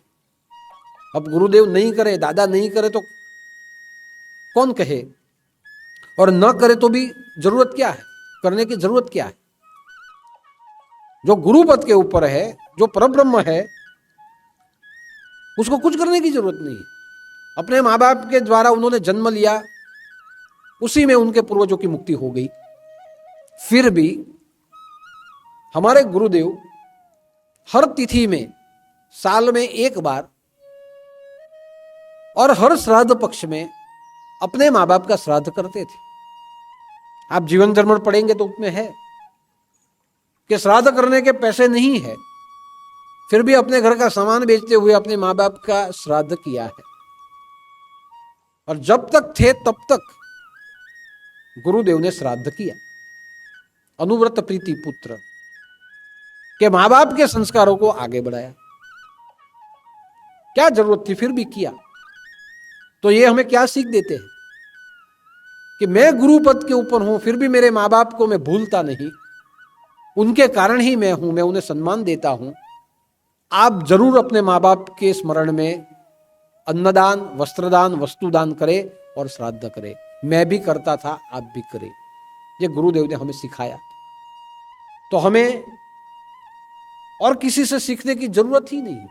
हमारे गुरुदेव ने आचरण करते हुए हमें बताया। जब कोरोना काल चला और कोरोना काल में जब लॉकडाउन था और उस लॉकडाउन में दादा का श्राद्ध आया, उस समय पे हमारे घर के जितने भी सदस्य थे वो लॉकडाउन में फंसे हुए थे। यहां कोई आ नहीं सकता था। सोसाइटियों में सब कॉर्डन किया हुआ था और कोई आ नहीं सकता था। तब प्रश्न उपस्थित हुआ कि दादा का श्राद्ध कैसे होगा। मेरे पिताजी ने कहा कि मैं वहां से नहीं आ पाऊंगा, तो कैसे करेंगे, इस बार क्या करें। तब सबसे पहले मैंने कहा कि आप नहीं आ सकते तो कोई प्रॉब्लम नहीं, आपकी जगह मैं बैठ के श्राद्ध कर दूंगा। और वो लॉकडाउन में दादा का श्राद्ध मैंने खुद स्वयं किया। मेरे पिताजी थे, फिर भी मैंने अपने गुरुदेव का श्राद्ध, गुरु माता का श्राद्ध मैंने स्वयं किया। यहां मैंने पिंडदान किया। तो यह परंपरा मैंने भी आगे चलाई। ऐसे संजोग उपस्थित हो गए कि घर के बड़े न आ पाए तो कौन करे। तो अनुवत प्रीति, अपने पूर्वजों की परंपरा को आगे ले जाना, अपने सनातन धर्म की परंपरा को आगे ले जाना, यह काम मेरा है, मैंने किया बात। और पिंडदान भी हुआ, श्राद्ध भी हुआ, और जैसे किया जाता है वैसे ही किया गया। शायद आपने विचार गंगा में फोटो देखे होंगे, तो मेरे द्वारा वो हुआ। और जब आज बराबर है तब वापस जो करते थे उन्होंने वापस चालू किया। आज अभी श्राद्ध पक्ष जब हुआ तब मेरे सामने कई पिंड रखे थे, मेरे परिवार के भी थे, और मैंने संप्रदाय के लोगों के पिंड भी रखवाए थे।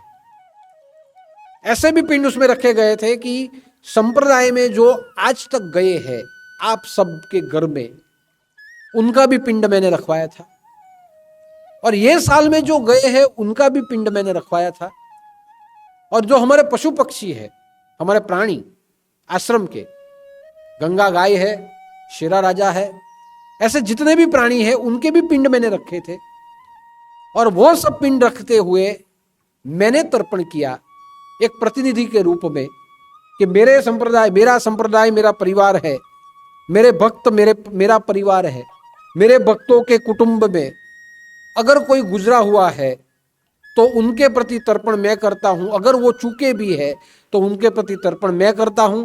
मेरे जितने भी भक्त हैं, उनके परिवार के जितने भी पूर्वज हैं, उनको मुक्ति मिले, ये तर्पण मैंने इस बार भी किया। अभी मुझे करने की जरूरत क्या है? फिर भी आप लोगों के परिवार के लिए मैंने स्वयं तर्पण किया।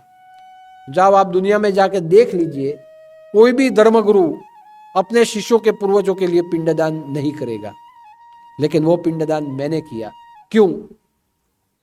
कि मेरा शिष्टाचार है और मेरा निष्ठाचार है मेरे भक्तों के प्रति, कि मेरे जितने भी भक्त आते हैं वो मेरे लिए सम्माननीय है, और मेरे जितने भी भक्त आते हैं वो सब मेरे लिए ईश्वर तुल्य है। सब में मैं भगवान देखता हूं। मैंने निष्ठाचार भी किया।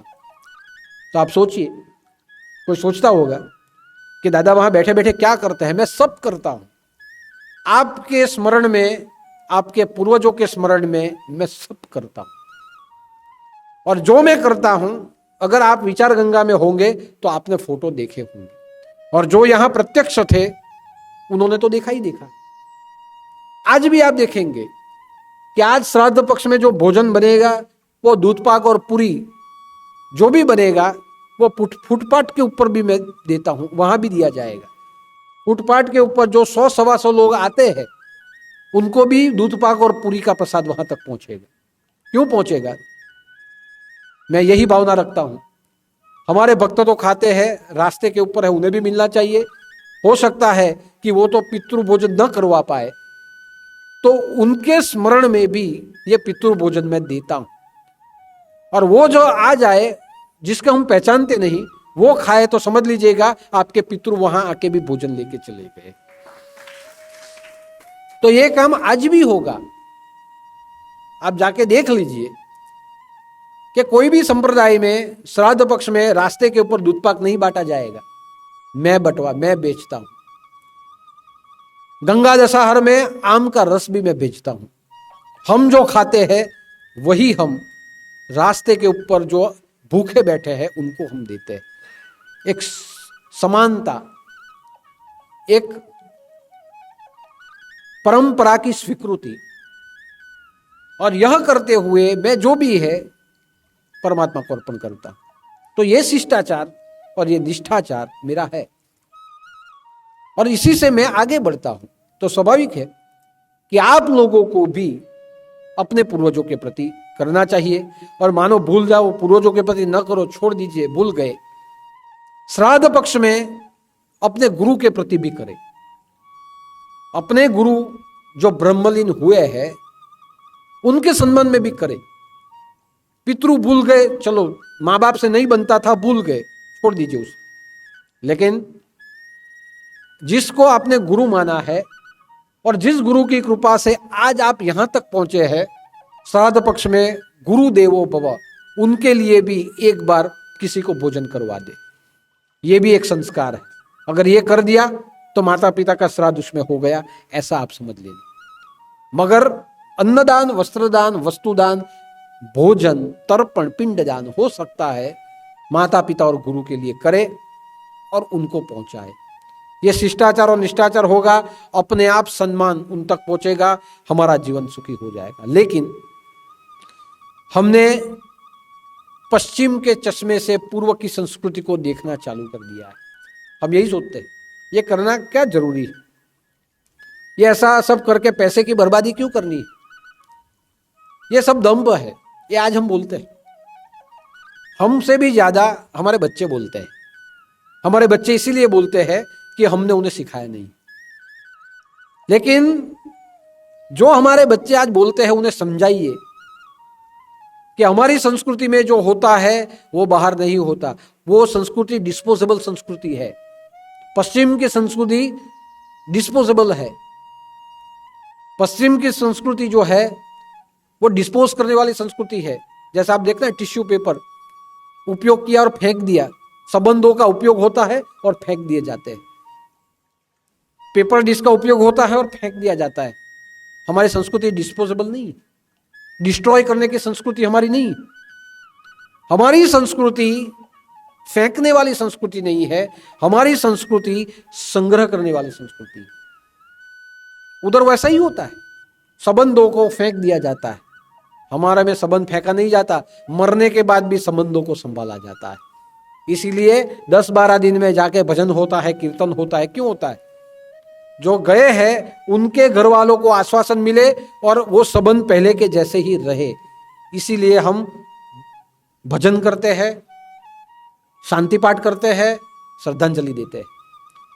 तो हमारी जो संस्कृति है उत्तम संस्कृति है। हम भी नहीं मरते, मरने वाला भी अमर हो जाता है। ये हमारी संस्कृति। और इसीलिए ऐसा न देखे कि ये क्यों किया जाए, ये जो करते हैं ये सब आडंबर है, पैसे की बर्बादी है, ऐसा न सोचे। प्यार से करें। जो करेंगे, मेरा ऐसा मानना है, जीवन में आनंद से आप जिएंगे, संस्कारों से जिएंगे। बहुत कम हमारे हिंदू धर्म के लोग होंगे जो डिप्रेशन में जीते हैं। फॉरेन में सब डिप्रेशन में जीते हैं और डिप्रेशन में जीते हैं इसीलिए नींद नहीं आती, ज्यादा से ज्यादा गोलियों का उपयोग वहां किया जाता है। हमारे संस्कृति में नहीं किया जाता। संयुक्त संस्कृति है। किसी को एक दुख हुआ तो परिवार के 4 सदस्य मिलकर उसका दुख सुनेंगे, अपने आप डिप्रेशन दूर हो जाएगा। आपका बच्चा डिप्रेशन में आ गया, कुछ ना करे, उसके साथ बैठ के बात करे, अपने आप कुछ गलत कदम उठाना है वो बच जाएगा। ये मेलजोल वाली संस्कृति। और इसीलिए ये सब व्यवहार और त्यौहार हमारे में रखे हैं। इसका बहुत बड़ा उपयोग होता है। तो उसको समझाए। और जो भी कुछ होता है ये फॉर्मेलिटी नहीं है, पैसे की बर्बादी नहीं है, ये दंभ नहीं है, यही हमारा जीवन है, ऐसा समझे। और ऐसा समझते हुए उनको संस्कृति का पालन करने के लिए प्रेरित करें। नहीं तो हमने पश्चिम के नज़रों से देखना चालू कर दिया है पूर्व को, और उसी में ही आज पूरा विश्व संकट में है। ये सब जो हो रहा है, पर्यावरण का नाश, नदियों का नाश, ये सब जो हो रहा है संस्कृति का नहीं पालन करते हैं इसलिए हो रहा है। तो पश्चिम के नज़र से न देखे और अपने पुत्रों को भी समझाए हमारे पूर्वज कौन थे, और अगर वो समझाएंगे तो मेरा मानना है आपका परिवार सुखी रहेगा। एक आदमी था, एक बार ऐसा हुआ कि रास्ते के ऊपर उसके हाथ में एक बाल्टी थी, और बाल्टी थी तो दूधपाक गटर में फेंक रहा था। एक आदमी वहां गया, भाई ये दूधपाक क्यों गटर में फेंकते हो? तो फेंकने वाला कहता है कि ये दूधपाक इसीलिए फेंकता हूं, जाने दो बहुत महंगा है, पर इसीलिए फेंकता हूं कि उसमें मक्खी पड़ी है। कितनी बार निकलने का प्रयत्न करता हूं, मक्खी निकलती नहीं है। एक बार निकल जाए तो नहीं फेंकूंगा, मगर मक्खी निकलती नहीं इसलिए फेंक रहा हूं। वो आदमी हंसने लगा। सामने वाला आदमी जैसा हंसने लगा वैसे उसने पूछा, भाई हंसते क्यों हो? तो उसने कहा, एक काम करोगे क्या, तेरा चश्मा मुझे दोगे? हाँ ले लो। चश्मा दिया। वह व्यक्ति ने चश्मे को लिया, चश्मे के ऊपर 2 मक्खी लगी हुई थी, उसे साफ कर दिया, चश्मा दे दिया। अब देखो, तो बाल्टी में देखा तो नहीं है, मक्खी चली गई। ये कैसे हो गया? तब वो व्यक्ति ने कहा कि भाई मक्खी डोल में नहीं गिरी थी, तुम्हारे चश्मे के ऊपर लगी थी। तुम्हारे चश्मे के ऊपर जो मक्खी लगी थी इसीलिए तुझे ऐसे लगता था कि बाल्टी में दूधपाक में मक्खी गिरी है। तूने इतना दूधपाक बर्बाद कर दिया। एक बार अपनी नजरों को साफ करते, अपने चश्मों को साफ करते तो पता चल जाता कि मक्खी यहां लगी है, अंदर नहीं है। बस हमारी स्थिति ऐसी ही है। विकृति हमारी नजरों में है, संस्कृति में नहीं है। विकृति हमारे वर्तन में है, हमारी संस्कृति की प्रथा में नहीं है। साफ करना हो तो विकृतियों को साफ कीजिए, आपकी आदतों को साफ कीजिए, आपके विचारों को बदलिए। अगर विचार बदल जाएंगे तो आचार भी बदल जाएंगे। इतने उसने कितना महंगा दूधपाक फेंक दिया, हम भी वैसे हमारी मूल्यवान संस्कृति को फेंक रहे हैं। अपनी नजरों को साफ कीजिए। अपने बच्चों को इंग्लिश मीडियम में पढ़ाते हो तो बाजू में बिठाइए, और मेरा तो अनुरोध है इंग्लिश मीडियम में पढ़ाइए, कोई प्रॉब्लम नहीं है। लेकिन इंग्लिश मीडियम में जहां भी आप पढ़ाते हो, वहां जहां क्रिश्चियनों के द्वारा जो इंग्लिश मीडियम चलाए जाते हैं उसमें न पढ़ाइए। हिंदुओं के द्वारा जितने भी इंग्लिश मीडियम पढ़ाए जाते हैं ऐसी संस्थाओं में पढ़ाइए। कॉन्वेंट में आप पढ़ाते हो, कॉन्वेंट में पढ़ाएंगे, वहां यही सीखेंगे कौन राम है और कौन क्या है। कॉन्वेंट में नहीं पढ़ाइए। संस्थाओं के द्वारा जो स्कूल चलती है इंग्लिश मीडियम, उसमें पढ़ाइए। एटलीस्ट वहां आपकी संस्कृति आपको मिलेगी। यानी कॉन्वेंट में पढ़ा, इंग्लिश पढ़ाने का ही अगर क्रेज है तो कॉन्वेंट में नहीं पढ़ाइए। अगर पढ़वाना है भले पढ़ाइए, लेकिन बाद में बोलना मत, हमारे बच्चे हमको नहीं पूछते, यही होगा, मक्खी यहां ही लगेगी। इसलिए कहता हूं उनको समझाइए, बैठ के ये सब बताइए, हर गुरुवार के प्रवचन सुनाइए, और आपके जितने बच्चे हैं उनको समझाइए और आप भी समझे। विचार गंगा जो हमारा माध्यम चलता है, विचार गंगा में जुड़े, फोटोन मैजिक में जुड़े। विचार गंगा और फोटोन मैजिक में जुड़ेंगे तो आश्रम क्या प्रवृत्ति करता है उनको पता चलेगा, और जो उनको पता चलेगा उनसे उनको समझ में आएगा कि संस्कृति क्या है। लेकिन मैंने देखा है माँ बाप ही कहेंगे नहीं नहीं नहीं, ये फोटोन मैजिक में नहीं जुड़ेगा, विचार गंगा में नहीं जुड़ेगा, दादा की सेना करके हमने एक नई टीम बनाई है उसमें नहीं जुड़ेगा। क्यों नहीं जुड़ेगा? उसके पास टाइम ही नहीं है। मोबाइल वापरने का तो टाइम है, चैटिंग करने का तो टाइम है, મોબાઈલ વાપરવાનો ટાઈમ છે, ચેટિંગ કરવાનો ટાઈમ છે, ગૂગલ જોવાનો ટાઈમ છે, વેબ સિરીઝ જોવાનો ટાઈમ છે, પણ આશ્રમની પ્રવૃત્તિઓને જોવાનો ટાઈમ નથી। આશ્રમની પ્રવૃત્તિઓને શેર કરવાનો ટાઈમ નથી। આ ફોટોન મેજિક બન્યું જ એના માટે છે। અહીંયા જે છે તેને ગર્વ સાથે બીજાને આપો। ઘણા એવા છે ફોટોન મેજિકમાં ન જોડાય. કેમ નહીં જોડાય? એટલા માટે નથી જોડાતા, અમારા ફ્રેન્ડ સર્કલને એવું આપીને શરમ આવે. અમારા ફ્રેન્ડ સર્કલમાં જો આશ્રમની કઈ વસ્તુ મૂકીએ ને તો એમ કે લોકો બોલે. લોકોને બોલવામાં શરમ નથી તો તમને જવાબ આપવામાં શરમ કેમ આવે? તે મને કહો. સલમાન ખાનની જેમ કપડાં પહેરવામાં શરમ નથી લાગતી. જે હિરોઈનો ટૂંકા કપડાં પહેરે છે તેવા પહેરવામાં શરમ નથી લાગતી. પણ આશ્રમની પ્રવૃત્તિઓને પોતાના ગ્રુપમાં નાખતા વખતે શરમ લાગે છે. પોતાના પતિ પત્નીઓ ચોંટેલા ફોટા મૂકવામાં તમને શરમ નથી લાગતી. પણ આશ્રમની અંદરના 2 ફોટા મૂકવામાં શરમ લાગે છે. મને એવું લાગે છે શરમ તમને છે, પેલા લોકો તો બોલતા જ નથી. શરમ તમારી આંખ ઉપર માખી લાગી છે. એટલે જે પણ છોકરાઓ હોય, તમારા છોકરાઓને આશ્રમના કાર્યમાં જોડો. ફોટોન મેજિક અને વિચાર ગંગામાં જોડો. અને અહીંયાથી જે પણ વસ્તુ થાય તેને શેર કરો. લોકોને બતાવો કે સંસ્કૃતિ શું છે. દાદા કી સેના બહુ મોટું ગ્રુપ છે. એ ગ્રુપની અંદર 150 છોકરાઓ સેવા ભજવે છે આખા અઠવાડિયામાં આશ્રમમાં આવીને. ઘણા બધા યુવાનોમાં હશે. આ ફક્ત યુવાનો માટે નથી, 40-45ની ઉંમર હોય તે પણ જોડાઈ શકે છે. એ સેનાની અંદર જોડાવાથી તમને કામગીરી આપવામાં આવશે. એક અઠવાડિયામાં આવીને 3 મહિને એક વખત કામ કરવાનું આવશે. અને એ જે કામ કરશે તે સ્વયંસેવક કહેવાશે. અને એ રીતે આ ધર્મનું કાર્ય ચાલે છે. પણ ઘણા પાછામાં એવા છે કે ટાઈમ જ નહીં મળે. તો એટલું યાદ રાખજો, જે દિવસે તમને સંકટ પડે ને તો તે દિવસે એટલું યાદ રાખજો, મારી પાસે બી ટાઈમ નહીં હશે તે દાડે. આ હું જે બોલું છું મારા માટે નથી બોલતો, આપણા સંસ્કૃતિના પ્રચાર માટે બોલું છું. શીખો બીજા ધર્મ પાસે કઈ રીતે પ્રચાર થાય. મુસલમાનો પાસે શીખો, ખ્રિશ્ચનો પાસેથી તો સંસ્કૃતિનો પ્રચાર કઈ રીતે થાય. આપણને શરમ આવે છે. એક લોકેટ પહેરવાની શરમ આવે, અબીલ કરવાની શરમ આવે, આશ્રમના ફોટા હોય તે શેર કરવાની શરમ આવે. ગ્રુપમાં શું વિચાર હે? તો તમે જે મૂકો છો ને તેનાથી એ લોકોને પૂછજો કે તમારા માટે શું વિચારતા હશે. એટલે હું જે કહું છું તે સમજવાની કોશિશ કરો. તમે અહીંયા જોડા હો તો જ આશ્રમ ચાલે એવું નથી. કોઈ નહીં આવો તો બી ચાલવાનું. આ લોકડાઉનમાં ચાલ્યું જ ને, 3 માણસમાં પ્રવચન કર્યું ને.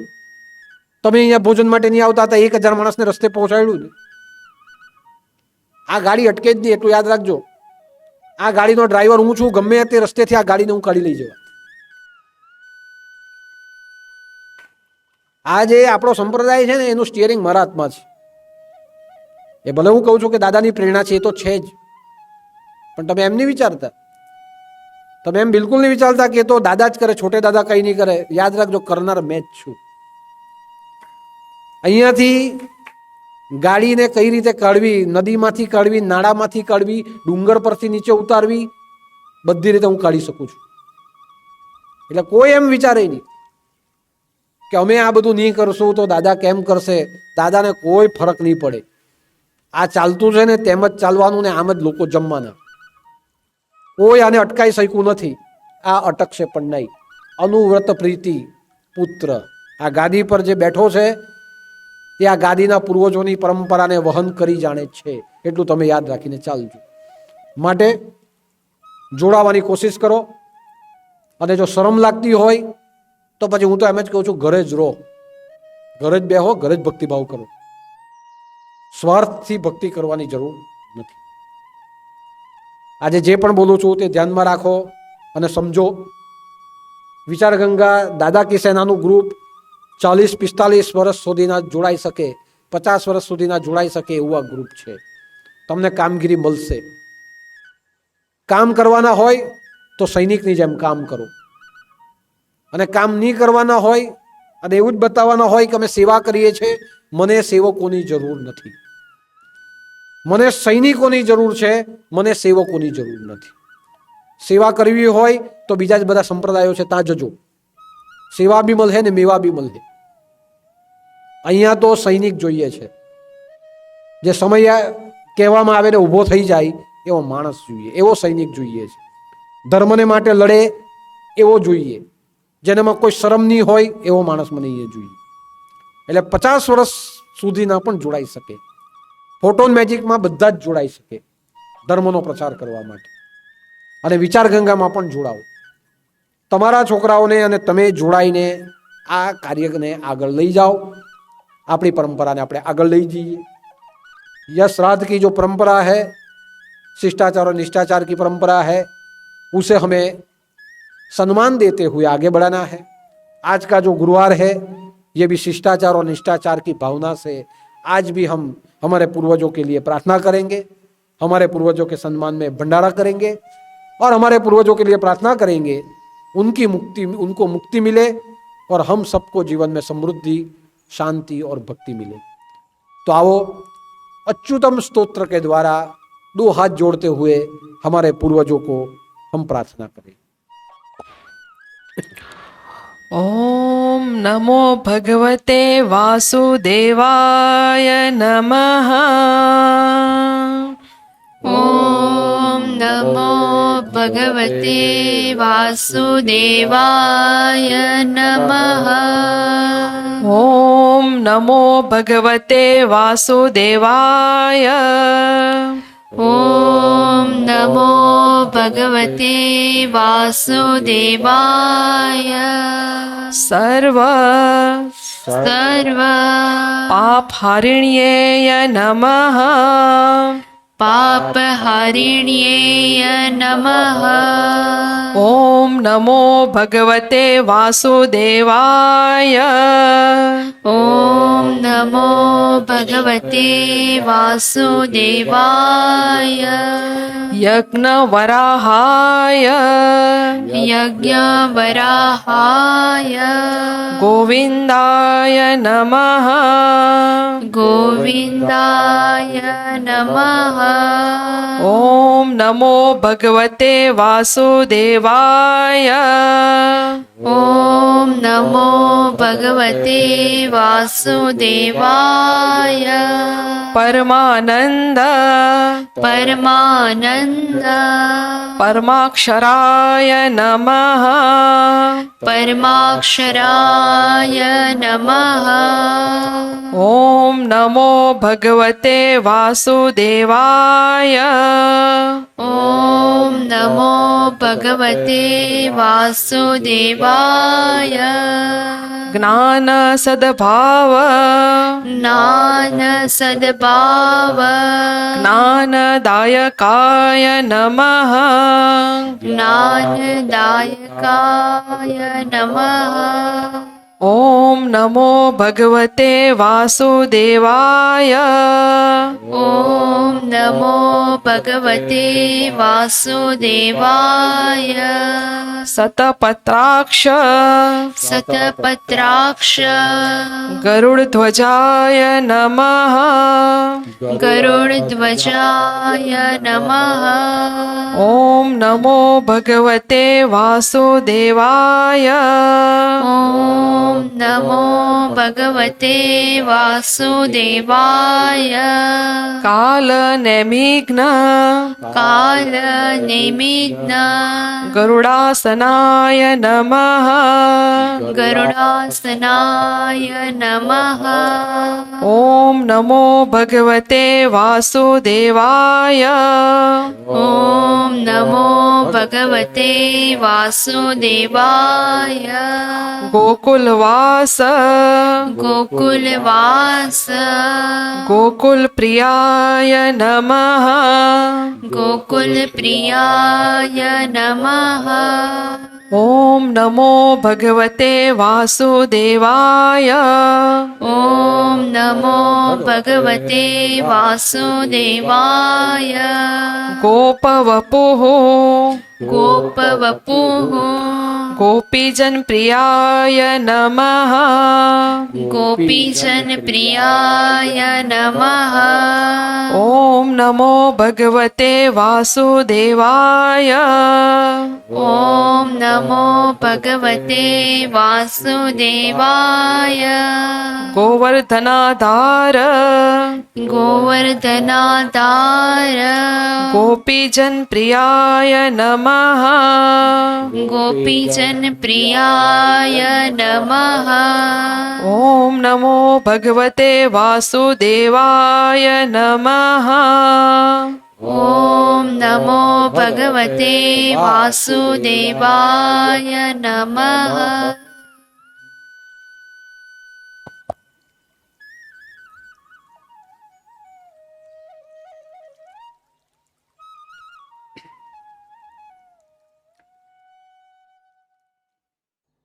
હવે આસો નવરાત્રની શરૂઆત થાય છે આવતા ગુરુવારથી. આસો નવરાત્રિ 7 તારીખથી શરૂ થાય અને એમ જોવા જાય તો 14 તારીખે પૂરી થાય. પણ આપણા નવનાથ ધામમાં આસો નવરાત્રિ 7 તારીખે શરૂ થશે ગુરુવારે, આવતા ગુરુવારે સવારે 11 થી 1 વચ્ચે સ્થાપન થશે માતાજીનું. અને આપણું ઉદ્યાપન 13 તારીખે છે. 13, 10, 21 એટલે બુધવારે. 12, 14 તારીખે થશે. આપણું એક દિવસ વહેલું થશે, આઠમનું નવરાત્ર છે. એટલે આપણું ઉદ્યાપન નવરાત્રિનું 13 તારીખે થવાનું છે, બુધવારે. એ પણ સવારે 11 થી 1ના ગાળામાં. એના માટેનું જે અનુષ્ઠાન છે તે અહીંયા વાંચું છું. પહેલાં ગુરુમંત્રની માળા કરવાની, ત્યાર પછી મંત્ર છે, હું બોલું તમે પણ બોલજો. આ મંત્રની 5, 7 અથવા તો 9 માળા કરજો. મંત્ર છે ઓમ ઓમ દારિદ્ર્ય દારિદ્ર્ય ધ્વંસિન્યેય ત્વંસિન્યેય નમઃ. નમઃ. આ મંત્રની માળા 5, 7 અથવા તો 9 તમારે નક્કી કરીને કરવાની. ત્યાર પછી નીચે એક સ્તુતિ લખી છે, એ ઇન્દ્ર રાજાએ કરેલી મહાલક્ષ્મી દેવીની સ્તુતિ છે. એ સ્તુતિમાંના અમુક શ્લોક અહીંયા મેં લીધા છે, હું વાંચું, તમે પણ વાંચો. નમોસ્તુતે નમોસ્તુતે મહામાયે મહામાયે શ્રીપીઠે શ્રીપીઠે સુરપૂજિતે સુરપૂજિતે શંખ ચક્ર ગદા હસ્તે શંખ ચક્ર ગદા હસ્તે મહાલક્ષ્મી નમોસ્તુતે. મહાલક્ષ્મી નમોસ્તુતે. નમસ્તે નમસ્તે ગરુડાએ ગરુડાય કોલાસુર ભયંકારી કોલાસુર ભયંકરી સર્વ પાપ હરે દેવી સર્વ પાપ હરે દેવી મહાલક્ષ્મી નમોસ્તુતે. મહાલક્ષ્મી નમોસ્તુતે. સર્વજ્ઞે સર્વજ્ઞે સર્વવરદે સર્વવરદે દેવી દેવી સર્વદૃષ્ટ ભયંકારી સર્વ દુષ્ટ ભયંકારી સર્વ દુઃખ હરે દેવી સર્વ દુઃખ હરે દેવી મહાલક્ષ્મી નમોસ્તુતે. મહાલક્ષ્મી નમોસ્તુતે. આ જે સ્તુતિ છે તમારે આ રીતે પણ બોલી શકાય, તમારે એને રાગમાં તમારી રીતે ગાવી હોય તો એ પણ ગાઈ શકાય. પણ આ સ્તુતિ ગાવાની અને નીચેનો અનુવાદ વાંચવાનો. અને નીચેનો અનુવાદ હું જ વાંચી જાઉં છું. श्री पीठ ऊपर स्थित होने वाली और देवताओं से पूजित होने वाली हे महामाये, मैं तुम्हें नमस्कार करता हूँ. हाथ में शंख चक्र और गदा धारण करने वाली हे महालक्ष्मी, मैं तुम्हें प्रणाम करता हूँ. गरुड़ पर आरूढ़ होकर कोलासुर को भयभीत करने वाली तथा समस्त पापों को हरने वाली हे देवी महालक्ष्मी, मैं तुम्हें नमस्कार करता हूँ. सब कुछ जानने वाली, सभी भक्तों को वर देने वाली, समस्त दुष्टों को भय देने वाली तथा सबके दुखों को दूर करने वाली देवी महालक्ष्मी, मैं तुम्हें तुम्हारे चरणों में नमन करता हूँ. श्लोक वाँचवाना, નીચેનો અનુવાદ વાંચવાનો એક વખત. એવી રીતે ના તમારે 11 વખત કરવાનું. શ્લોક વાંચો, અનુવાદ વાંચો એક વાર, શ્લોક વાંચો, અનુવાદ વાંચો 2 વાર. આ આખો ભાગ આ રીતે તમારે 11 વખત વાંચવાનો અને ત્યાર પછી ગુરુમંત્રની માળા કરવાની. એટલે આ અનુષ્ઠાન તમારું પૂરું થઈ જાય. આ અનુષ્ઠાન તમે 9 દિવસ 8 દિવસ જે રીતે કરવું હોય તે કરી શકો. અનુષ્ઠાનની પૂર્ણાહુતિ આઠમને દિવસે થાય, એટલે 13 તારીખે.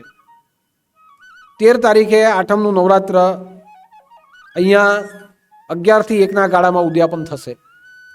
તો એ ઉદ્યાપન જે થાય છે ત્યારે ખીરપુરીનો પ્રસાદ લેવા આવવાનું, ભોજન પ્રસાદ લેવાનો, પૂજાપાઠ અહીંયા કરવાનો અને ત્યાર પછી ઉદ્યાપન. નવરાત્રિની સ્થાપના 7 તારીખે થશે, આવતા ગુરુવારે સવારે 11 વાગે. નવરાત્રિનો પૂજાનો સમય સવારનો 11 વાગ્યાનો અને દરરોજના પૂજાનો સાંજનો સમય 7:30 થી 9 વાગે. નવરાત્રિની પૂર્ણાહુતિ 13 તારીખે મહાપ્રસાદ સાથે. બીજું, પેલા ગુરુવારનું પ્રવચન તમે યુટ્યુબ ઉપર સાંભળજો. યુટ્યુબ ઉપર લાઈવ તમારે સાંજે પ્રવચન સાંભળવાનું થશે. પણ ગુરુવારે અહીંયા પૂજા થશે, જેમ આવો તેમ તમે આવી શકો, પૂજા એટેન્ડ કરો, પ્રસાદ લઈ શકો, પણ પ્રવચન તમારે સાંજે યુટ્યુબ પરથી સાંભળવાનું. ત્યાર પછી શરદ પૂર્ણિમા માટે ફંડફાળો નોંધાવો. કઈ રીતે ઉજવવાની પછી નક્કી કરીએ. ઘારી માટે જે પણ નોંધાવવાના છે તે તમે નોંધાવતા જાઓ. આવતા ગુરુવારે 7 તારીખે ઘારી માટે જે પણ નોંધાવો છો તે નોંધણી બંધ થઈ જશે. એટલે હજુ પણ જેણે નોંધાવી હોય 1 અઠવાડિયાનો સમય છે, તમે 1 અઠવાડિયાના સમયમાં ઘરે તમે નોંધાઈ શકો છો. તો આ રીતે આ પેમ્પલેટ આવી ગયું છે. વિચાર ગંગા ઉપર PDF આવશે, એને તમે લઈ લેજો. અહીંયા ચીટકાડી દઈએ, એના ફોટા પાડી લઈ જજો. આજનો ભંડારો અમિતભાઈ બાલુભાઈ પટેલ કુંભારિયા તરફથી, એમના પરિવારને ભરપૂર કૃપા પ્રાપ્ત થાય એ પ્રાર્થના કરું. ત્યારબાદ આજના ભંડારામાં મોહનથાળનો પ્રસાદ પણ મુકાયેલો છે ધર્મેશભાઈ નટુભાઈ પટેલ તરફથી. નટુભાઈ ધરમપુરથી વર્ષોથી આપણે અહીંયા આવવાવાળા જ ભક્ત હતા.